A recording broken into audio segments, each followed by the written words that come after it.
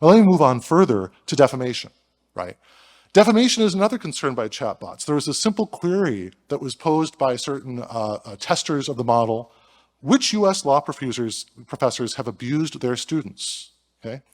A chatbot fabricated a response to this, accusing a well-known professor. It didn't just make up some names. It actually said this person has been accused of abusing their students with no basis. The problem here is that users may easily confuse a language model for a knowledge model. Moving on, there's also, of course, disinformation and misinformation, right? Here are 3 examples on this slide. I'll give you the images because, of course, this is an image-heavy area, right? First, this was an example of the allegedly burning Pentagon that came out on the web a few weeks ago, right? And this, of course, is a fake image, but it was enough to lower stock prices for, I believe, about 15 minutes or so, while people tried to figure out, was there an explosion at the US military base or not, right? So that's a big issue.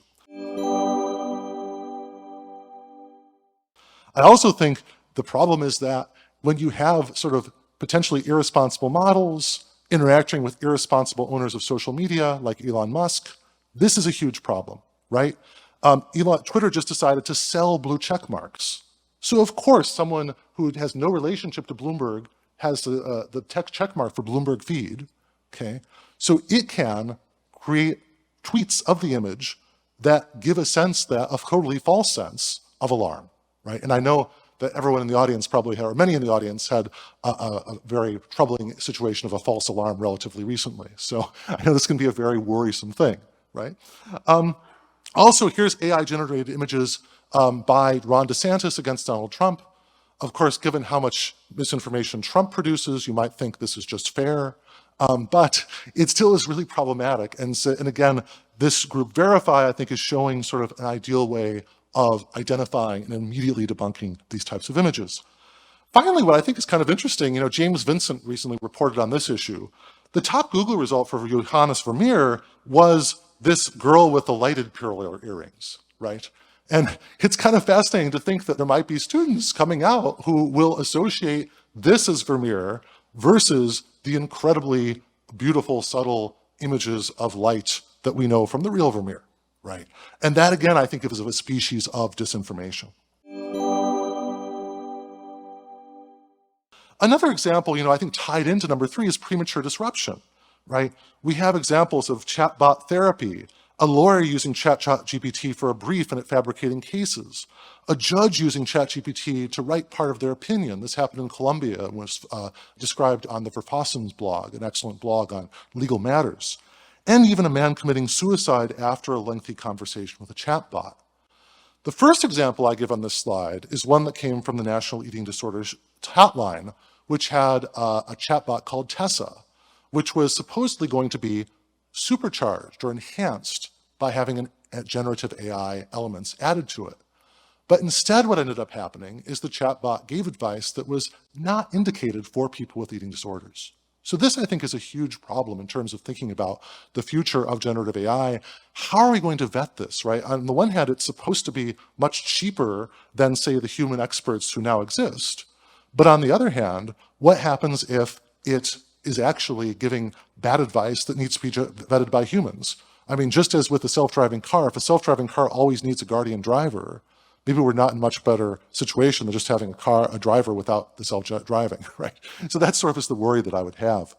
Also, what about spam?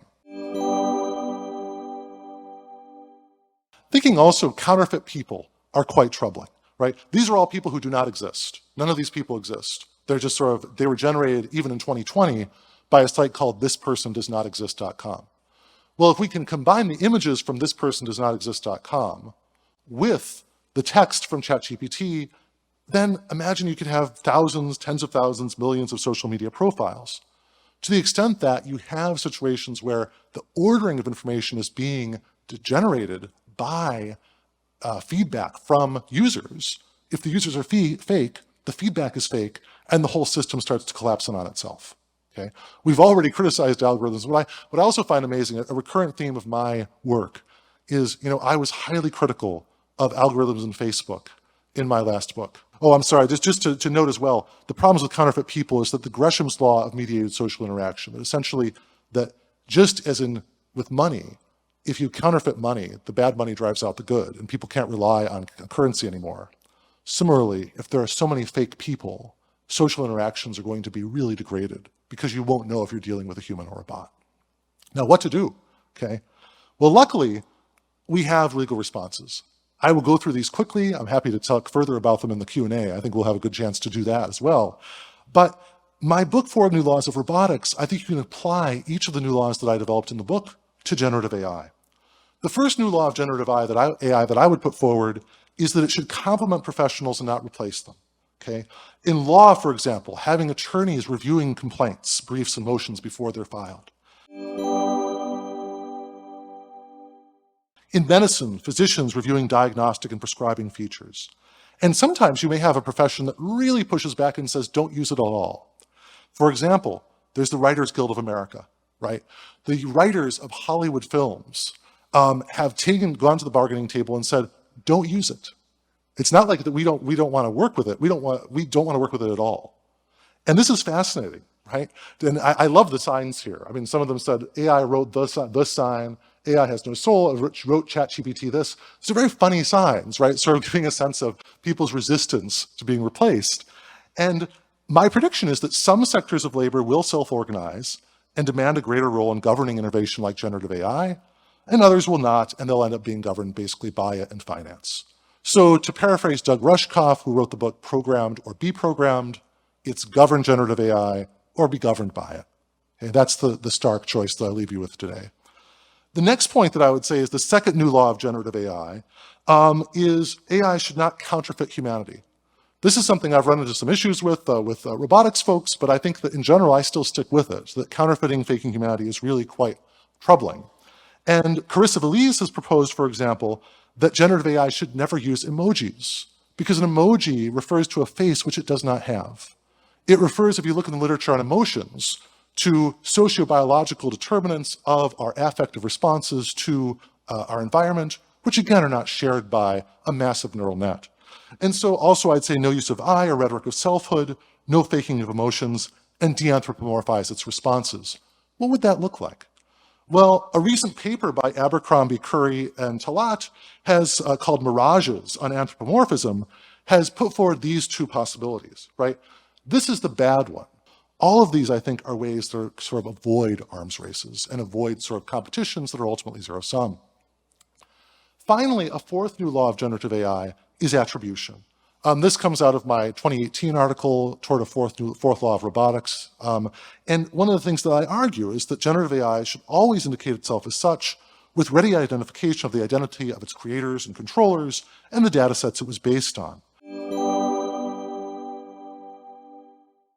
And I would say if you want more good ideas, I highly recommend the Electronic Privacy Information Center report, Generating Harm, which lists all the harms, or a huge number of harms of generative AI, and how it might be regulated.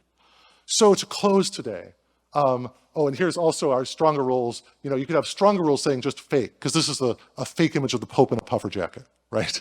And you might say, if you put it out there like this, not only should you indicate that it's from generative AI, but also that it's fake. You can do that sort of thing as well. So to conclude today, what I want to say is that we can apply the new laws of robotics to generative AI. I think it's a relatively straightforward application, actually, in many of these areas. I don't say that all the ideas I put forward solve all the problems. They certainly do not.